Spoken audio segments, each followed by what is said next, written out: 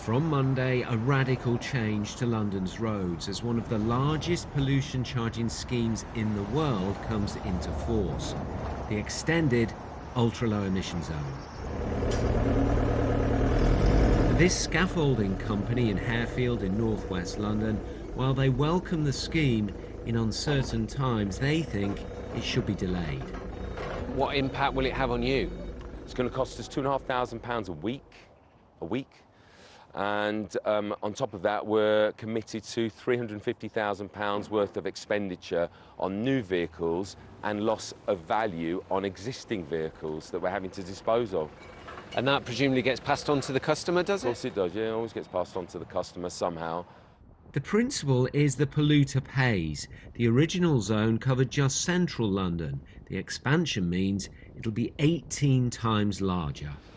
If you own a diesel and it was made before September 2015, or a petrol car or vehicle and it was made before 2006, then you will have to pay £12.50 a day to drive in the zone. But the best thing to do is to go on the TfL website and check your reg plate and see if it meets the emission standards.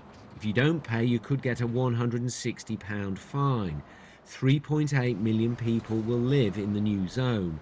There are a few exemptions, like charity minibuses and cars registered as a disabled vehicle, although disability campaigners want all blue badge holders in London to be exempt.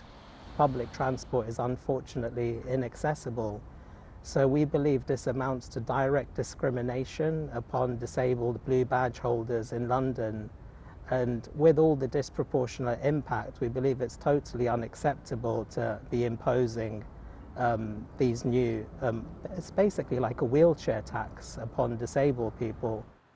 The existing zone in central London has cut pollution. Ruth Fitzharris's son has been into hospital 12 times with breathing difficulties. She thinks the scheme should be covering the whole of London. We were actually told on I think it was the third admission to hospital, to avoid trafficky areas, which in London is really, really difficult. And obviously the uLEZ is going to help reduce the traffic and the amount of kind of harmful pollutants that are in the air. So for him, I'm massively relieved, and for others like him, there are countless children, 1 in 10 in London, have asthma. The Mayor isn't ruling out further measures in outer London for pollution hotspots. Cities across the world will be looking at what happens here closely. Tom Edwards, BBC London.